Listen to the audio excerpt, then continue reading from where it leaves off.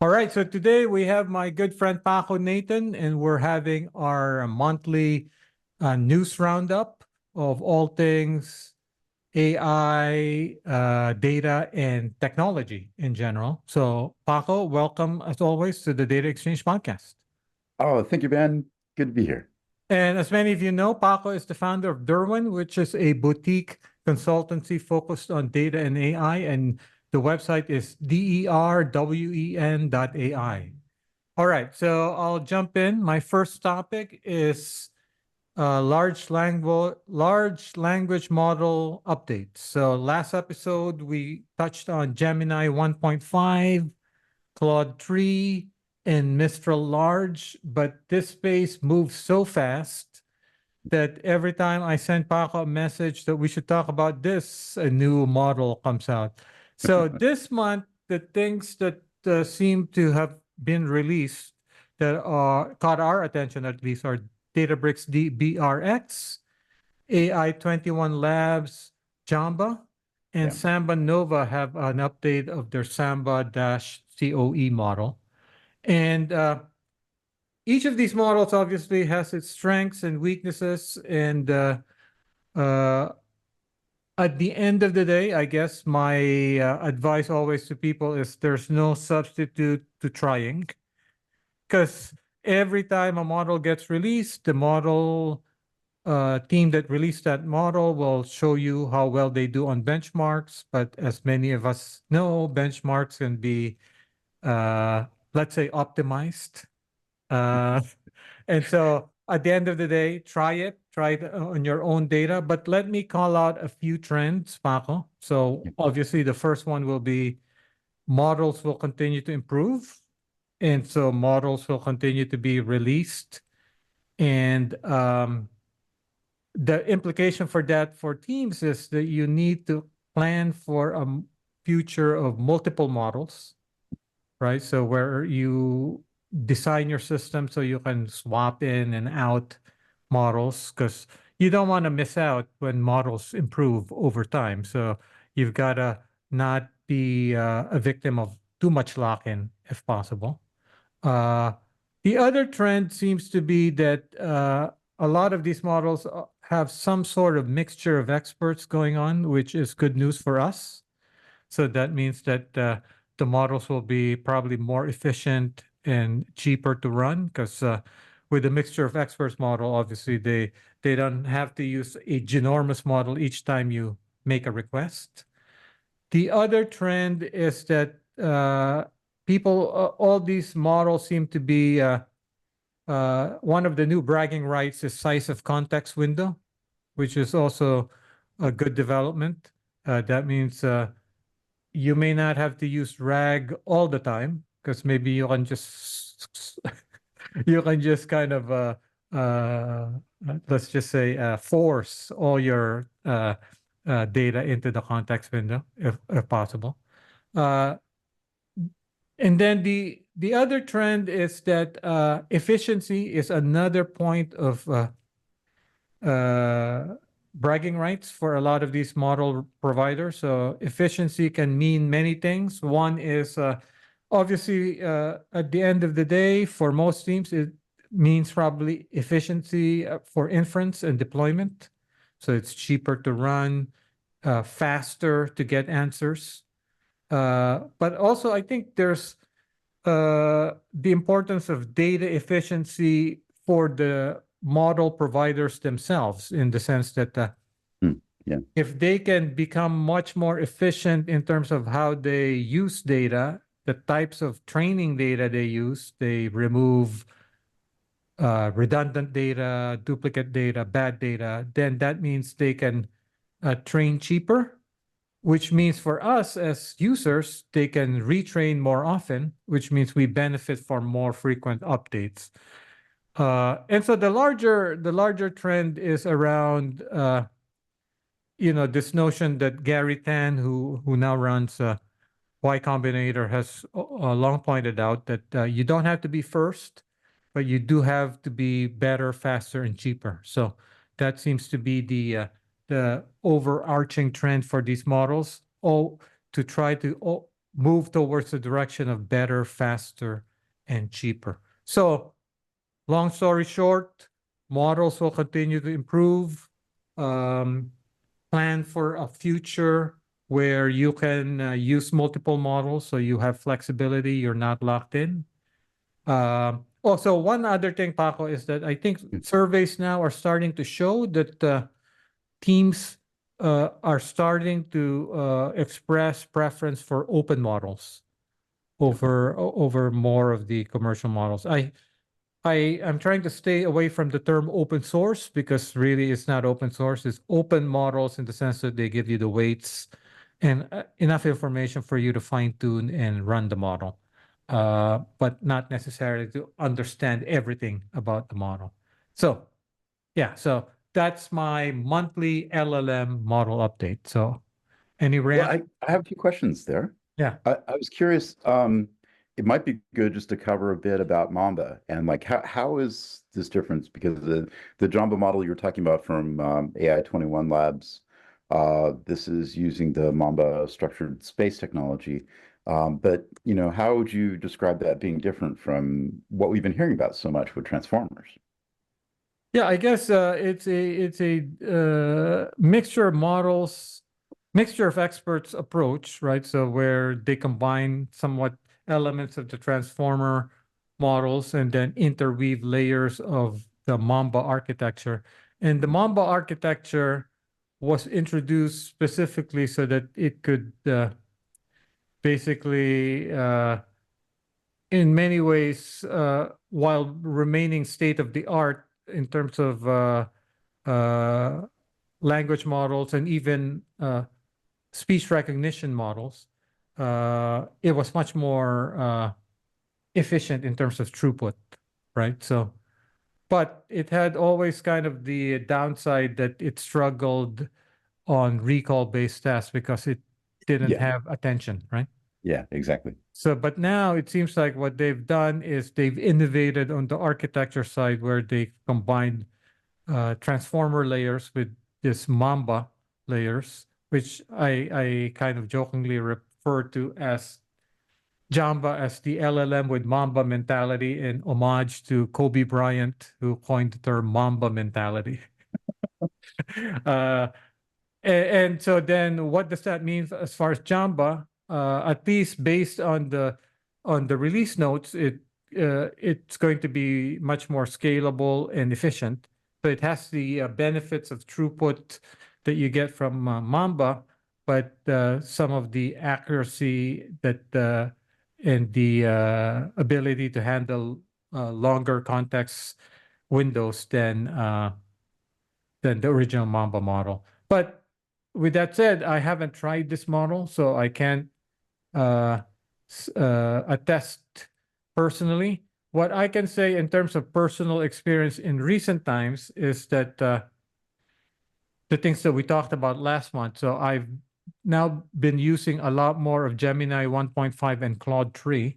I would say those models are mostly, I mean, I would say they're on par with GPT-4. But you know, each of these models have its strengths and weaknesses. But I would say uh, Claude 3 in particular is quite good. Gemini 1.5 is quite fast and usually can do a lot of the things that GPT-4 can do.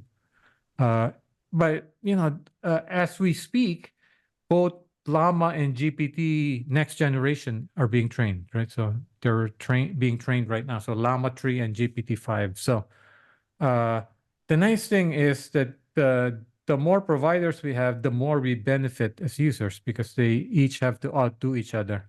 Right. Yeah. The worry I have, Paco, remains the same as the last time we talked, which is given that we're all starting to express preference for open models, who are our open model suppliers? Well, apparently now we have one more with Databricks and DBRX. But as we noted last month, Mistral Large is no longer open, right? So I think for me, uh, I guess Jamba is supposed to be open, right? So that's another addition. So, but what I'm hoping is that we have something like UC Berkeley, right? So like Berkeley introduced Getting, yeah, schools. Postgres, Spark, Ray, right? So it has a track record of so that way we're not dependent on a company like Facebook or startups that who knows, because the burn rate of these startups are so high. We don't want to be dependent on suppliers whose business prospects are shaky, right? So Well, yeah, I mean, directionally, it looks like we're heading toward that pretty much on track. You mentioned about how there's more efficiency, and there's really like there's two parts of efficiency that are going on. On the one hand, there are much better tools to go in and figure out which parts of your data might be working at cross purposes, so get rid of those, or to put in preferences and do optimization, synthetic data based off your training data to improve the efficiency of training, sparsification, all that. There's a lot you can do with the data, but then on the other hand, there have been some reports surfacing. I don't know that it's really formalized yet, but there's this notion of going back to models that were real milestones,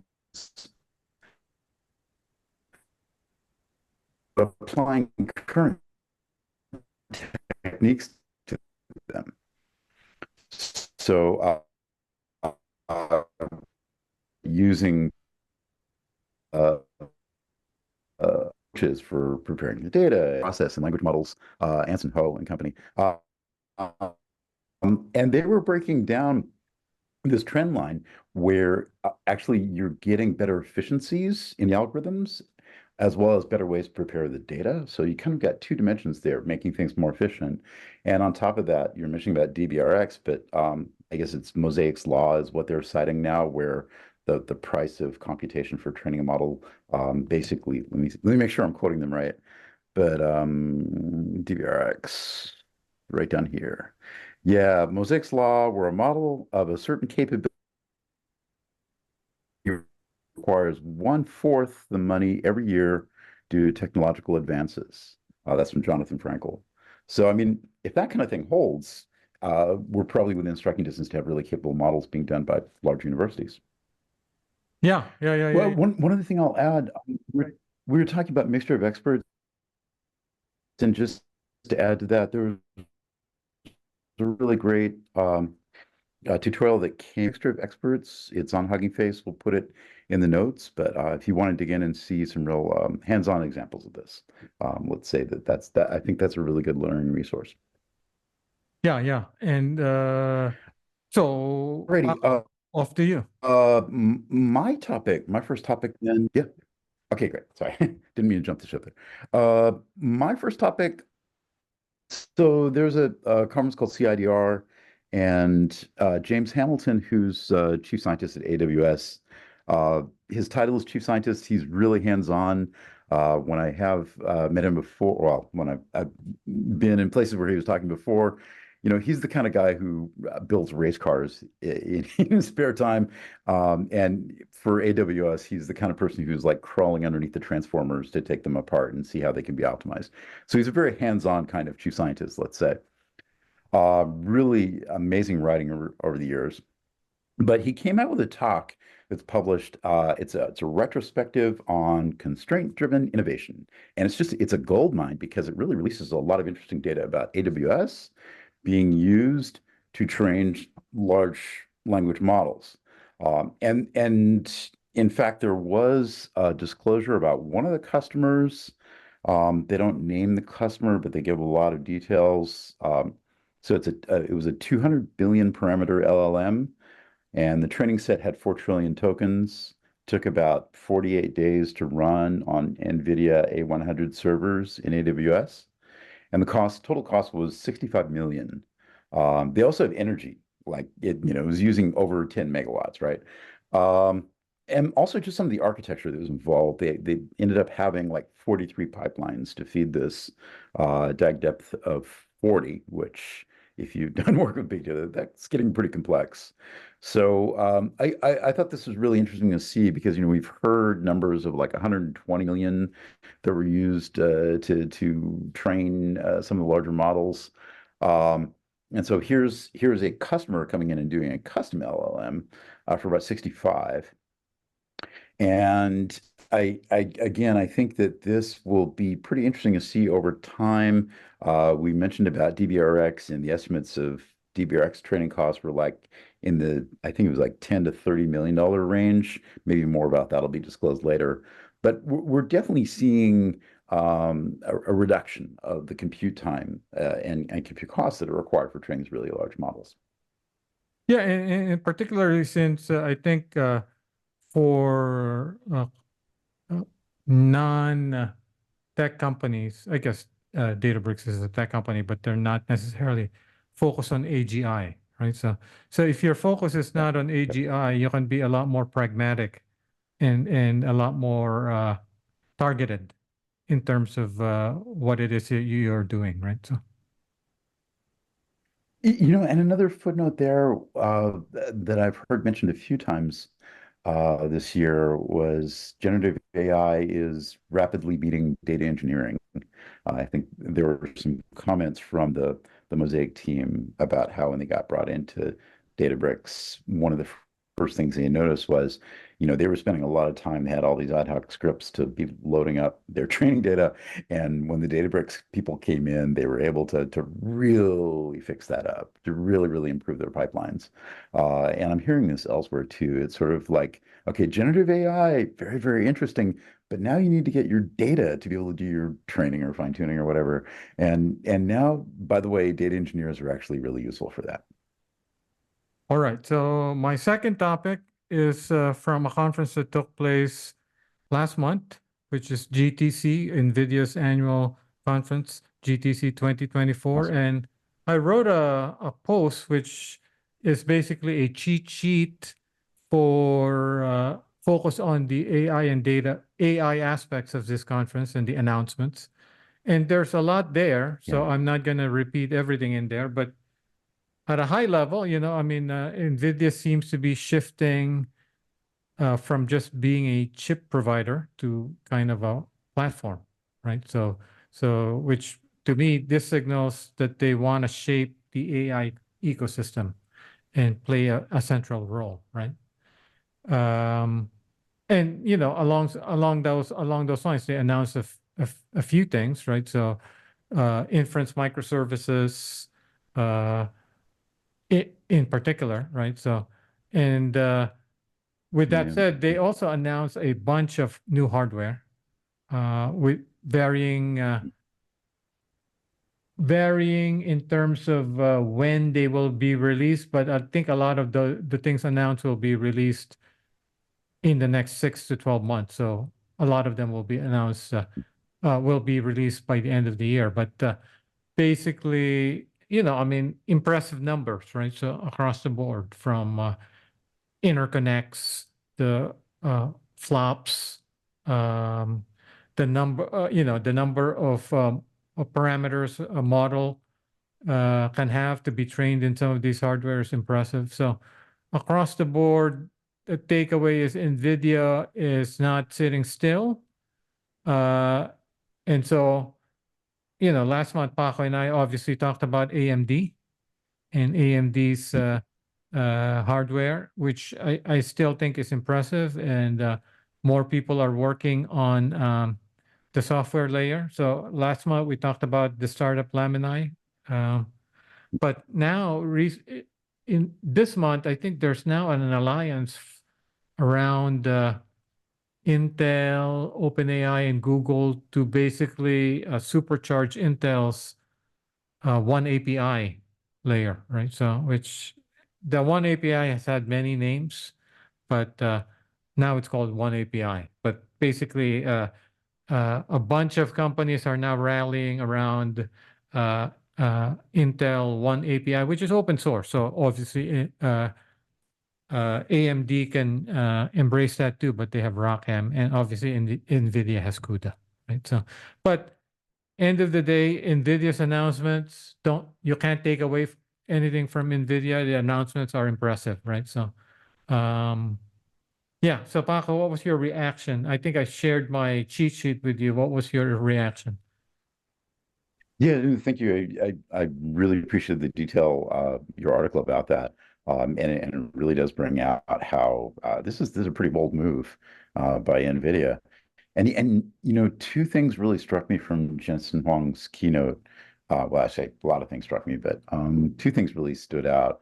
One was his comment. Let me take this up here to make sure. We are now an AI foundry. So, in the sense that I don't know, Google goes to Broadcom to build TPUs, or others go to AMD or TSMC, things like that.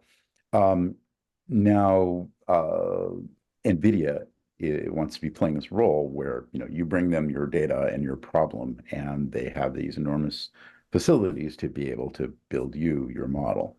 The other thing that stuck out was, I think you repeated a couple times, is like, as far as Jensen is concerned, um, a GPU is no longer a chip. It's like an entire rack when they talk about GPU. Like you're saying, it's now this huge platform. And I think going back to, you had an episode on, let's see, earlier about AI infrastructure revolution with Oxide, talking about how connectivity is really the problem. And NVIDIA has been, of course, talking about this forever, how to get connectivity amongst the different compute units. When you look at this, the new Blackwell, it's basically this enormous wafer, but it's two die, and then it's connected by, let's see, it's a 10 terabyte per second data transfer between the two die. So you have this huge, it's basically two chips that are extremely fastly connected. And a lot of their new hardware was like NVLink and X800 network switches and all that. It's all about, again, the connectivity. Um, but I guess the thing, I kind of take it with a grain of salt to some extent too, because what I do see is like NVIDIA does go after the really high-end customers in any given vertical. And I do wonder, I mean, I think people try to extrapolate from announcements. There's some latency in those announcements, as you're saying, they might come out 6 months from now. On the other hand, they're really gearing toward the really, really top line customers. And will this service the broader markets? Does this really change much for people who can't afford to spend $30,000 on a GPU? And I know even large companies don't really have that budget for generative AI yet. They might be spending 100 million a year, but it's not going to all go into like shiny new GPUs. So I kind of wonder about the trickle down effect. And I was curious about bouncing that off you. Yeah, yeah. I mean, and we just talked about that, right? So efficiency as a trend on the Ah, LLM model provider side, that's true. and so to the extent that are a lot of these announcements aimed at a handful of companies who are going to be doing the pre-training, while most of us are users, and maybe we do some fine tuning and some RAG, but we're not going to be doing any pre-training, right? So we're not the right market for this hardware. And so once we start using the pre-trained model, uh, do the endpoint providers, can they get by with less hardware, right? So it seems like that's increasingly going to be possible as the models get more clever, right? So And the other thing that really stood out about the announcements was really, you look at Blackwell, you look at how much it's growing. I think I've got some numbers on that I can dig up, but the growth rate on capability is amazing. But one of the big points there was it's like a quarter of the energy required. And so, again, we're seeing this nice downward trend of the costs, whether we're talking about the compute time or the energy required, as well as better capability in terms of managing your data and algorithmic capabilities. So, yeah, I think there's some really great takeaways. yeah, Also, yeah, great. and I think I sent you this quote from the Wall Street Journal, right? So which is in a presentation earlier this month, the VC firm Sequoia estimated that the AI industry spent 50 billion on Nvidia chips used to train advanced models last year, but brought in only 3 billion in revenue. So um, obviously, that's got to change at some point. Yeah, we're starting to see more interesting use cases coming out. I think it's kind of a trickle. There's always this sort of like inherent latency in the use cases because I mean companies don't want to disclose their latest. Or maybe at some point uh, use cases could stay static, but that you don't need to spend that much money on Nvidia chips. You can get by with less hardware, right? So Yeah, true, definitely. yeah. We're not all going to be buying DSXs and putting them under our desk. All right. So for you, Paco, next topic. Next topic. So, one thing that came to light recently had to do with what's being called the first AI workload security exploit. So, Oligo research discovered an attack campaign targeting AI workloads. There's a vulnerability in Ray, and it was for some point releases, 0.263 and 0.280. NIST determined it was critical, like a 9.8 critical vulnerability. So really serious. And there were multiple different security firms that confirmed this. They had disclosed like I think 5 vulnerabilities in Ray that were kind of clustered. And that was like in late 2023. So I know like the companies like Protect AI, Sierra Hex, Bishop Fox, etc. Long story short, 4 of the 5 were fixed in Ray 2.8.1, but the fifth one remained out, and Anyscale disputed it and said it wasn't considered a risk and it wasn't being addressed by immediate fix. So the news here was it's CV 2023. The number is 48022. We'll link it. But they found that it's basically a shadow vulnerability, which is to say it doesn't show up in static scans, but it can still lead to breaches and loss. And it is being actively exploited in the wild. They were estimating thousands of publicly exposed Ray servers had been compromised as a result of this. And the attackers are basically going after it's the Interact SH service, uh, which is used inside of Ray. And they basically hijack that to be able to evade detection. I mean, the good news though is that there are mitigation strategies that have been published, even by, confirmed by third party. But to me, it's interesting because there's a bit of a battle over the semantics of 1 out of 5 reported vulnerabilities, and it did actually end up leading to, publicly exposed servers being compromised. So Paco, can you, for our listeners who are not deep into this space, so okay, so we have a vulnerability, but can you put in context why this is important?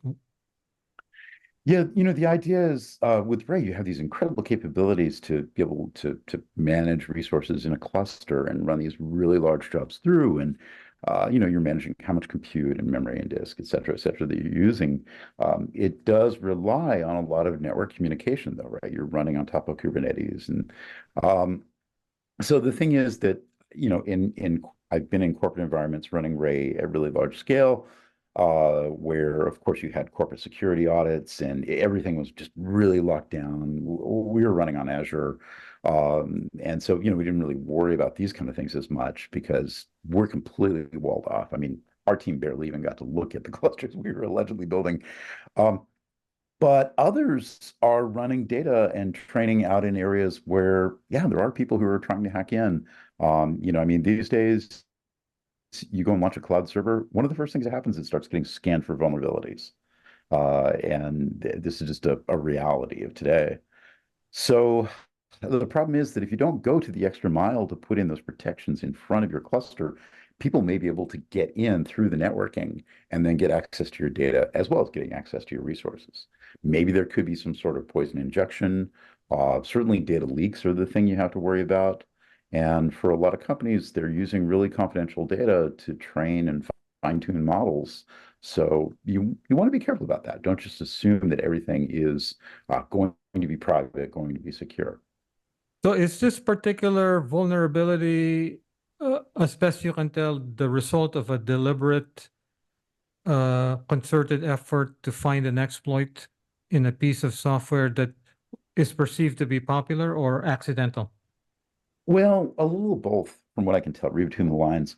I mean, I have some.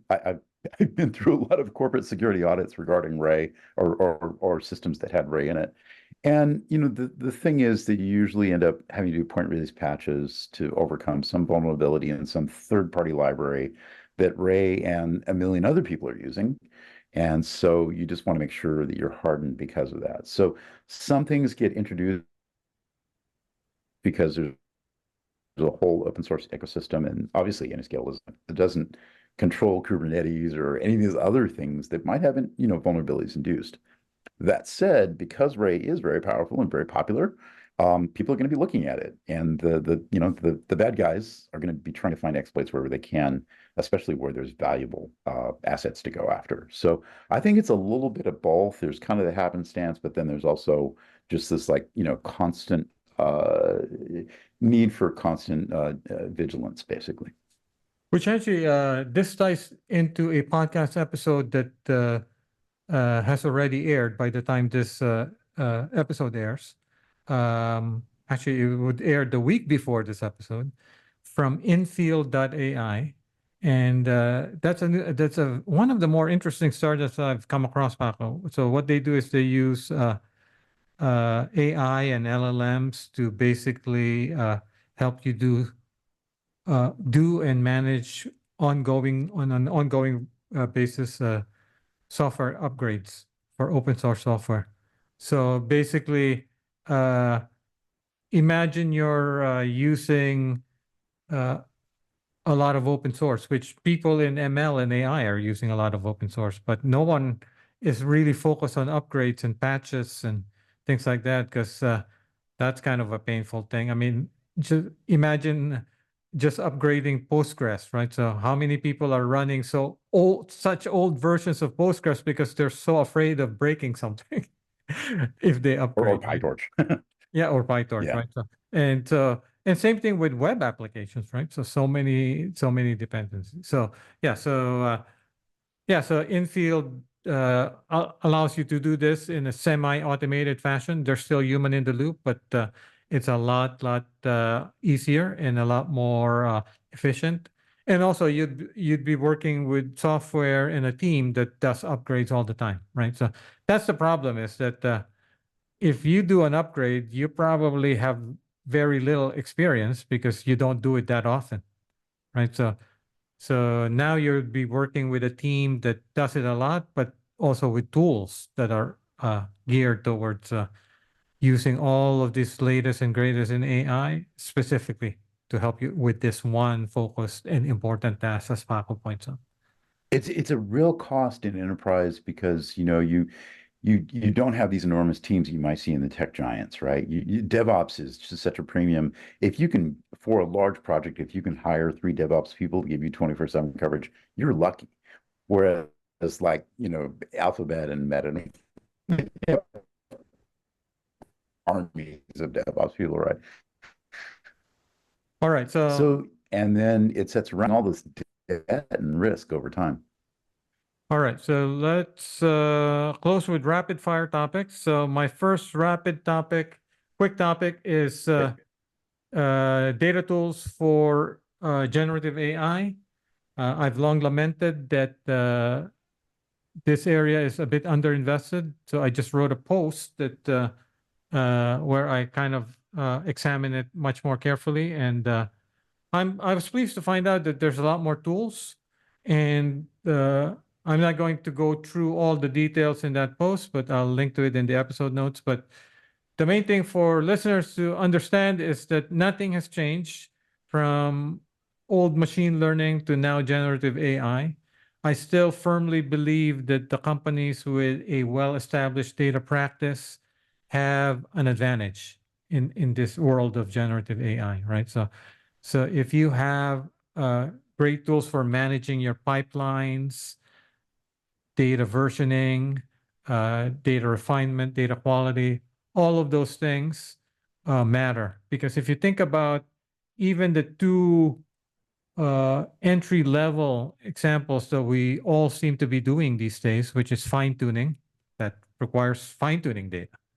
RAG requires good data, right? So everything still comes down to your data and your ability to maintain manage your pipelines and also maintain and manage your data quality uh, and uh, and orchestration. So, one thing to note is that uh, this also means that you'll probably at some point, because in the world of generative AI, we're now talking about a lot of data.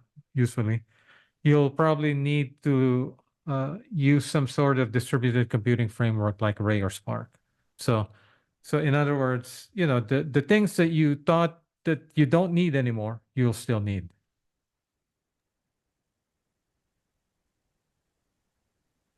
Real quick, I may have lost you for a sec, Ben, but can you hear me now? Yeah. Okay, okay. Um, yeah, I mean, it also gets back. Data engineering is really important in this space. Um, I'll wrap up my final. Okay, so I'll close with this item. It's titled AI safety is not a model property. And so this was from Arvind Narayanan and Sayesh Kapoor at AI Snake Oil. Really like reading what they're doing. I think they're both at Princeton. But they had an article about how, there's a lot of assumptions that AI models will have to have built-in guardrails to prevent, various safety concerns from happening, like, how do I DIY build a weapon kind of thing. Um, and the point that they're making is that, even though there's a lot of investment, red teaming, things like that in enterprise, to try to make sure that models have built-in guardrails, they're saying really it's the wrong area to be investing there. And instead of trying to fix like the brittleness of model alignment techniques to avoid having any safety violations, or instead of investing a lot of red teaming, they're saying really refocus that toward early warning, because you're not going to be able to fix all the things in advance, but when you start to see indications of it in production, how can you respond then and shut it down? So basically, make your defenses against misuse, locate those outside of the models, and it really it speaks to like an evolution of more safety concerns outside of the models. I think this fits well with what we were discussing just a little bit earlier about how, be prepared to shift from one model to another because there are a lot that are coming online.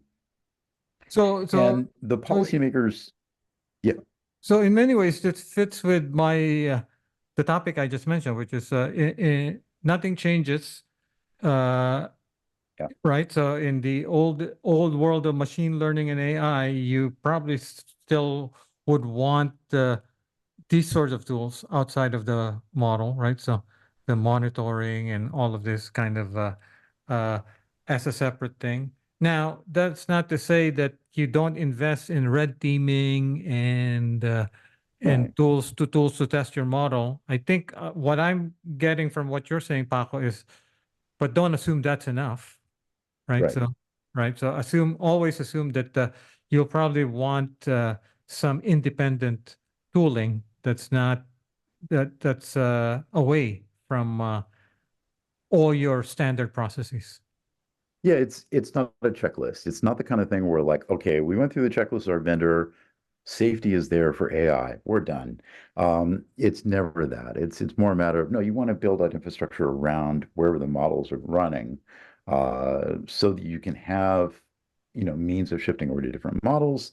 Also, so that your organization can have its own policies and implementations, because different organizations have different needs for safety.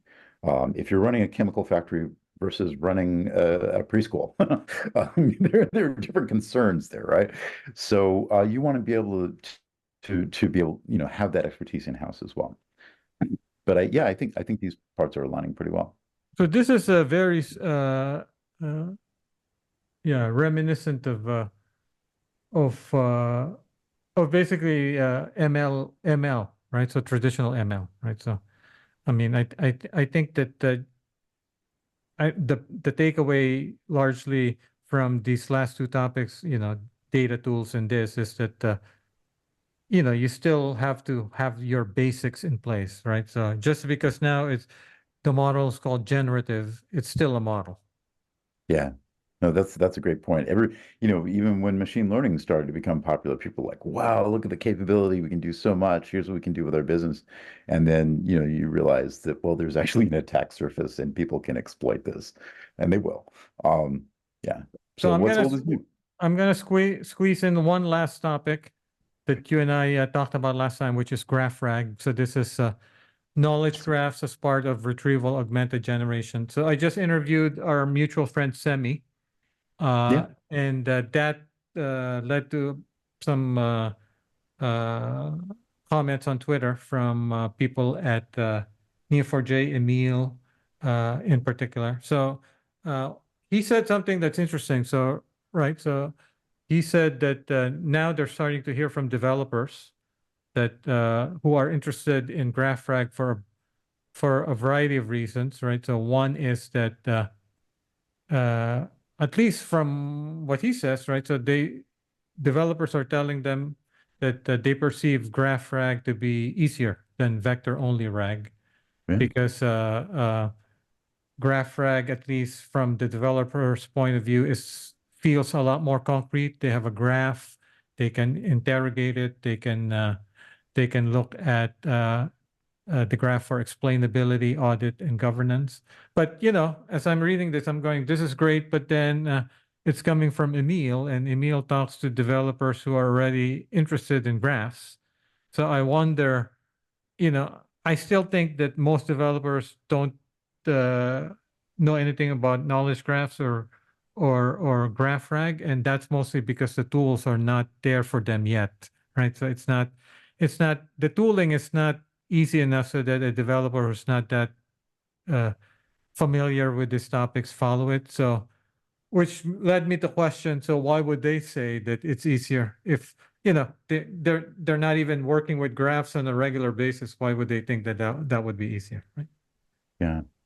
Yeah, having worked in graphs for a while, it is getting better. I will say that one of the things that kind of surprised me pleasantly about 2024 was now that there is a lot of interest in using graphs in AI. One of the things that I found really interesting is where the software engineering people are coming into the knowledge graph space. So I'll put in a plug. I'm going to be part of a workshop at ISWC. It came out of our Dagstuhl workshop in February, but it's basically a software engineering lifecycle for knowledge graphs. And how can we start to use tooling like VS Code and IntelliJ and all this that the software engineers understand, and also just the lifecycle, like what is continuous integration, what does unit tests mean with knowledge graphs. If we can make these tools more accessible to a broader developer, like what Semi and Emil were both saying is, if we can make it put it in the hands more of developers and not make it some arcane little niche, then I think, we'll see that, yeah, this power of graphs. I mean, half the topics that we had today have graphs embedded in them. You just don't see it unless you're actually working with tensors and stuff. All right, and so now we close with a new feature of our monthly thing, which is monthly recommendation. So I'll start off. So my recommendation is an article written by a Stanford philosopher, Leif Wenar, where he examines effective altruism. And let's just say I found the article to be reasonable and fair, but also kind of challenges EA quite a bit. So I'm not going to go through the details of the article, but I recommend it highly, and I will link to it in the episode notes. Wonderful. Paco, recommendation. Recommendation. Okay, you caught me there. I didn't have that one right away, but I will go back and say, um, I think there's a lot of techniques that are going on in this space. Last year, we had great talks at AI conference about mixture of experts. Some of the ideas there I have found to be kind of counterintuitive about how does this really work versus what I'm hearing from the talk. So again, I'm going to put in a plug. There's this. Let me see who the article was written by. Yeah, this is from Omar Sanseviero and others. at Louis Turnstall, Phil Schmidt, etc. So there's a team. It's available in English and Chinese, but it's Mixture of Experts Explained, and it was published from December, but it's kind of making the rounds right now. So that's on the Hugging Face blog, and there's a lot of tooling there. There's some great tutorials, and I think it really does pay to try to get some hands-on and understand how some of this code is running. And with that, thank you, Paco, and we'll be back next month to do our monthly roundup. Wonderful. Thank you, Ben.